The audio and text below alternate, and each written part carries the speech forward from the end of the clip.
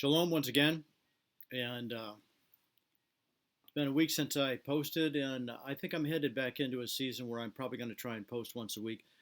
I was a bit surprised at the response, talking about the different wineskins that we might be approaching. Just a tad bit of review.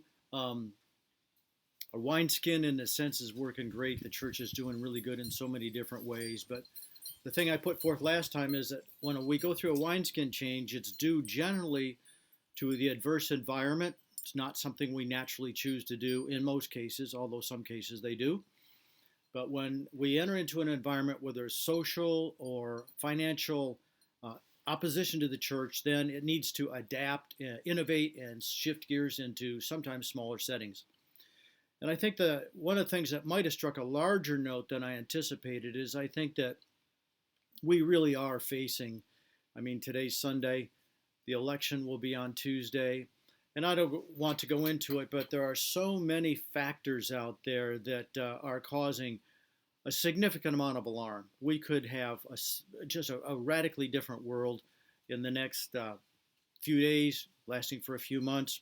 Whatever that be the case, that's what's causing a bit of an urgency on this wineskin issue. Now, to back up a little bit, I want to tap just one section of this today, and I think it's appropriate to ask why, Dave. Why are you doing this? What's the point at this time and so forth? And to do that, I want to give a little bit of a context before I deal with the content that I would like to look at.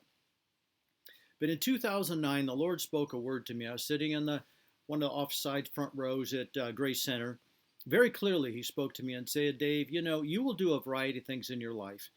All which will be good. Some could do better. But in reality, you can pastor at times. You can work with the Jewish individuals. There's all kinds of things you can do. But he said that's not the real issue. He says the main thing that I will be looking to you for, or that I want to harvest out of your life, is that you have an innate ability to sense when a pasture land is going to dry up. You exit the culture and you wind up going off to a new space so that in time, sometimes this takes years, so that when the pasture land that the current church is feeding on starts to dry up, they never hit the dry spell because you have built a bridge over to a new space. And he said, that's the thing I really want out of you in life. And my wife and I have done that at a variety of different locations, different places. And it kind of brings us to what's happening right now. What we're doing now and entering back into this space is a bit new to us. It's like friend said, Dave, you're rediscovering your old and ancient gifts, so to speak. And it kind of plays into a different word that I want to share with you as to why we're in this space right now. Is in 2017, the Lord spoke an additional word to us. And he said, Dave, you and your wife spent the past 20 or so years, in and out of the church a bit, but primarily focused in the area of working with the Jewish people. And in that space, you've done a variety of different things and so forth. He says, but you know what? That 20 years is previous to that is leadership in the church. And he says, I'm gonna open the doors back up for that. And he says, I just want you to be open to it. At the time, that really threw me I had no clue, no anticipation at all, because in a sense, I've been working in a very different space for a while. He said, just be open to it. And, a little bit of background there. So for the past 4 or 5 years, I've really been focused with our team. The Institute for Cross-Cultural Affairs is our nonprofit, very much in building bridges between Jewish culture and Israel and Christian endeavors. And one of the things that we're pretty focused on, very dialed into right before that word came, is that we have been working to establish a Chamber of Commerce between the nation of Israel and the state of Tennessee. By God's grace, I've had a long-standing, really close friendship with our now governor, and so we've been working on this stuff, aiming to this place. And so I've got relationships with the federation leaders in the initial stage on the Chamber of Commerce. I don't want to overstate that, but working with the governor and some of his liaisons to the Jewish community, working towards a tour to Israel and so forth. But when COVID hit, that actually just started to close down, and a lot of that is highly suspended. And that's why I feel like the Lord in 2017 had this sort of preemptive word that got us to be able to be focused, to be open to what could be developing now. And so that's kind of put us in the space. That's why we're here now, um, in sort of what could appear to be a change of direction in our lives in general.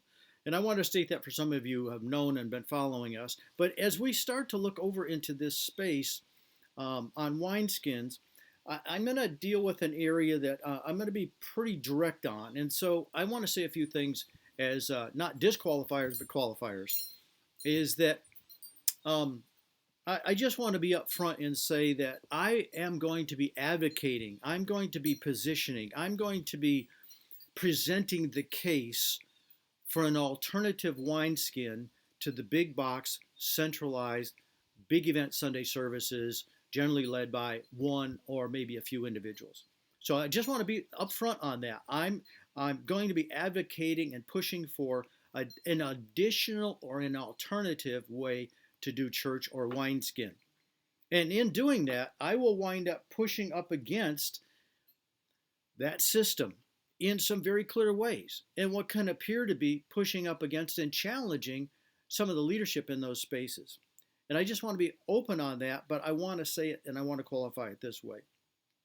Clearly, God has and is using significant leaders in large churches who present all of the vision, in a sense, are thrusting in the teaching. They're leading, they're changing culture. God's and history present us with the absolute big major changes are always led by large personages who have vision and forecast, and they lay out plans and schemes and like lots of teaching. That is the mechanism that history is used, and God uses that. And I'm all for that. I'm supportive of it. And even if some of you guys hear that or gals hear that, who I'm in a relationship with, I want you to know that we love and respect and operate within that context. It's also in the light of this potential wineskin that we're seeing a mechanism that may need to go through some adjustments.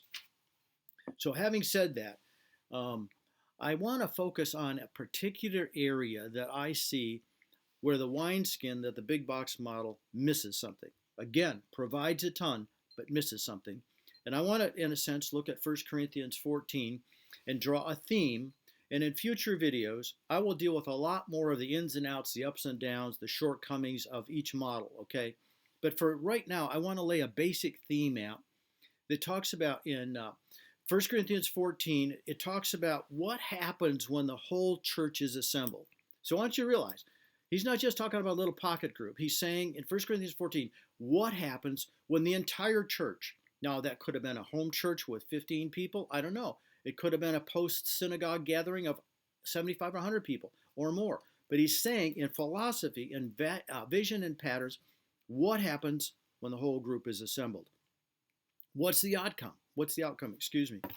And he says in the scriptures in 1 Corinthians 14, he says, when you gather together, each one, I want you to really take this into account because this is so radically different than the experience of 85% of the church. Each one, when you come together, each one has a psalm or a song. Each one has a teaching. Now, think about that. Each one has a teaching or something to share or a capacity to teach. Each one has a revelation. Each one has a track, or they're walking with God, or they get something in the meeting. But these are people who are dialed in. This is a community. This is a horizontal experience. This is not an experience with a vertical between listeners and a main hearer. This is an interactive, horizontal community expression, an encounter with God in their meeting. So each one has a revelation. Not only that, it says each one has an interpretation or the capacity to interpret, to discern what's going on. So why would you need to have a gift of everybody having an interpretation unless you are actively, mentally, and spiritually proactive in what was going on? And it talks about, yes, there's order. It talks about the prophets. Look at the flow here. It's a flow model, not a presentation, reception, sit and receive model. It's a flow model. And so if two or three people are prophetically moving along something and a revelation interrupts that flow, then whoever is speaking at that time, which you already see as a variety of people, pause, wait, because the Spirit of God is injecting something into that gathering there, and you need to stop and make room for that individual to bring forth what God has for them. Ends up and says, you can all prophesy. Now, that's a stretch, okay? But I want us to see this is where I want to go with what I'm trying to, in this fundamental core principle, share here is that this is a horizontal, the Spirit of God is like the conductor of an orchestra, tapping a prophecy here, a teaching here, a testimony here, praying for somebody there. This is a community wineskin. And I want to say, this is biblical. What we have in the big box model is adaptive. It's adjusted to the culture. But I want to say something here as well. This is astounding. And this is not just theoretical. And the reason we're kind of in this space is that I've invested 46 years of my life in this space. Sometimes active, sometimes not active. Sometimes sitting in the assembly where all this is going on in different places. And I want to say to the thought of, well, that fits in small gatherings. Well, we've done it in gatherings of a couple hundred people, and we never had a problem at all. And I would like to actually suggest that this can, and actually more accurately, is actually being done in gatherings. It can be done in organizations where there are thousands of people. Because the principle is, here's the dynamic. The principle is, this is where lots of people are having input. So you can have a significant organization, or even a meeting with hundreds of, maybe even thousands of people, but if the leadership has a mentality not for one person to be presenting one train of thought week in, week out, that's just a different model. This model can be caught in a small group to a larger group where leadership just, they know where there's a word, they know where there's a prophecy. They're in touch with the flow, and their job is to, in a sense, make room for individuals to bring their contribution. So that's a big difference. Now, one of the reasons that this is important is that in the big box model, we wind up dealing with conformity. It gets homogenized. There's only so much one or two individuals can bring out on a regular basis. Now, the thing is, some leaders are very gifted. They're putting the material out constantly, and they're maturing their congregations from level to level to level. So I want you to hear, this is a both and perspective. I'm for that and want those individuals, men and women, to continually be successful. It's very, very important that they're successful. They are preparing large groups of people to be forceful and dynamic in the days in which we are facing. But this model is more based on the expression of the individuals within that context. And so what it does, it brings the engagement out from those individuals. And this is, for me, I have to confess, there's a little downside for me. I have been frustrated, would be the most sanctified term I could use. For many, many years, I sit in, when we're not in a sense of building a fellowship, when we're in these environments, it's like I see the good going on, but you know what I actually see? I see dozens and dozens and dozens and dozens of leaders or individuals in assemblies who I know have got testimonies, who I know if they were given the room could be solid teachers. If they were given the room, they've got pieces to share. And I've watched for decades those individuals, in a sense, almost forced to sit in a model where they sit and they receive and things are done to them. And I just don't, I'm for 1 Corinthians 14. I'm for allowing for maturity to come forth and development and become seasoned, because it's the expansion of the whole crowd. That's a burning bush within my life, is to see that type of model, because that's how more people grow and more people have expression. Now, I want to just sort of kind of take a bit of a turn here. And I want us to think about God grows leaders. And I'm addressing this to lots of people. You have to understand, I'm addressing this to lots of people who've been sitting a long time. In general, I would say that we probably have a voice to activate and release and encourage 10 to 15% of the body. So I'm not trying to large scale revolution. I think we're going through a wineskin change and some wisdom's in order. But I'm really carrying a burden. It's been our lifelong desire is to see the many released. Obviously, that's where I'm going. And so what are the contexts that help you develop that? So I'm now turning to address that 10 or 15% who have been feeling, some of you have gone and done different things over the years, but you're just feeling like, I gotta get in a smaller context. I gotta bring out who I am. And I want to give some meat to that. I want you to think about some individuals. Think about Elijah. How would Elijah have developed in the midst of a conforming context? I mean, the guy's out in the wilderness. Now, does God know how to raise up leaders? Does God know how to give us so that we develop a voice that's unique? Does God know how to allow you to be in a space where there are passions in your life that just can't get expressed by being in a vertical context where everything's given out, where you can't dream, you can't go out and express who you are? And so in that context, God fits in both boxes. And so in that context, God is going to take Elijah. And Elijah is going to stand down 450 prophets. Elijah is going to bring fire out of heaven on a wet sacrifice. Elijah is going to call for rain and not call for rain. Now, how's Elijah going to develop that sitting, listening to sermons on end? God's going to have to get Elijah in a context where he can grow. And if in the wineskin model of 1 Corinthians 14, it's about growing individuals. They get to express themselves. They get to be held accountable.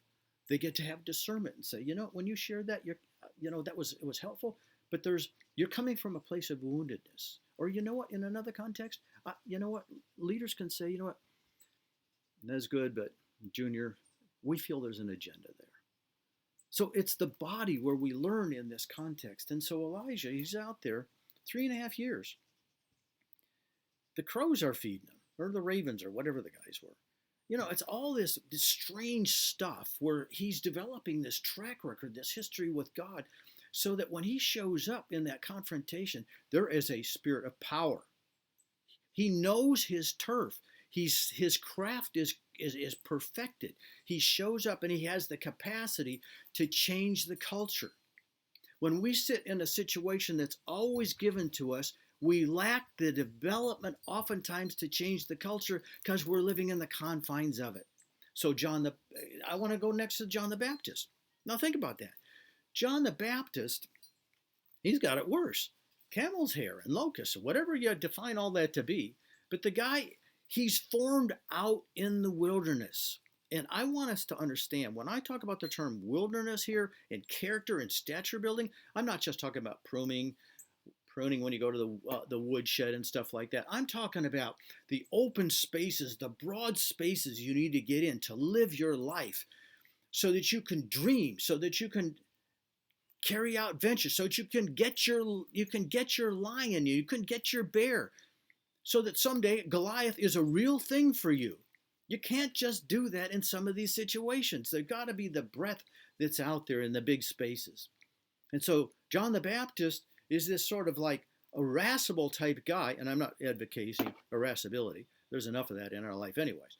So he's out there, he's developing that. Then he becomes this really statured individual. But I think one of the things that's most astounding to me about all of this, now think about groupthink, homogenized, in your cultural orientation, even if you're getting charged stuff. What do we do with the Apostle Paul? I mean, God took the Apostle Paul, and for 3.5 years, didn't have him hang out with the apostles. He put him somewhere, often Arabia, so that God could, you've got a vertical top-down, in a sense, context with Jewish culture and laws that have been developing for centuries. And God's going to expand that, and he can't do that by having an individual who's going to be locked into that frame of thinking. So he breaks them out of the system and sends Paul to a place where Paul, I could talk about this for a long time. It's all revelation. We went from law to grace because God took somebody outside of the system and allowed them to grow. Had the system been able to handle Paul, he could have done it possibly within the context of the system. And so now you and I, we're not trying to modify these laws that would stump us or trip us up like Peter even did, but we understand grace. Grace came through a person outside of the box. It's important that you have the capacity to live your life where you can express who you are, where you get who you are, and you can express it and you can live it out. The last one I want to just talk about, if you think about it, is John in Revelations. You know, I could talk about this stuff forever. John in Revelations. Think about the book of Revelation. It'll stump you for a long time. That is one deep, there could never be a word to describe the book of Revelations. Who in the world knows what all that will play out? I'll tell you what the book of Revelations was cemented on. The Isle of Patmos. Separated. Not attending all the meetings. In fact, extracted from all of the meetings. Often someplace where he lived the rest of his life. But we got the book of Revelation out of it. And so if there's a call on your life, I just want to encourage you to be part of being in a place where it can go forward. You know, and to divert just a little bit, Warren Buffett, so millennials won't get this, but Warren Buffett has got his list of 10 books, outstanding books, and one of them is called The Outsiders. And you know what? These were not the CEOs who built General Electric or General Motors or all the big, the big conglomerates where everybody did, all the groupthink and so forth. These were CEOs who were, he called them like rebels, and that's a wrong word for this message, but they grew up outside the system. They were completely given to a business model that was decentralized. In fact, they would look for businesses that they would buy up that they could be completely run on their own. They put their stamp of their best practices in it, but just like do it. It was a decentralized business model that performed higher dollar revenue than half of these big conglomerates. Now, keep in mind, the big conglomerates produce far more leaders, far more uniformity, far more usable by the masses. Okay? So I'm just trying to say there are both and. The book that was famous a while ago, Starfish and the Spider. You know, you chop off the head of a spider, you eliminate the head of a big personality in a big personality-based church. And you know what? Unless they're involved in a really layered approach of mentoring and raising up leaders, that church is going to be in trouble. That wineskin will have a difficulty. But you cut off almost anything on a starfish, it has the complete capacity to reproduce itself. And that's what we see in this wineskin. This wineskin could go anywhere because what's happening? 1 Corinthians 14. Everybody's being trained in their discernment to bring a word, to bring a teaching. It's this flow that goes back and forth. And so one of the things I want to do, and this is going to be a bit of audacity here,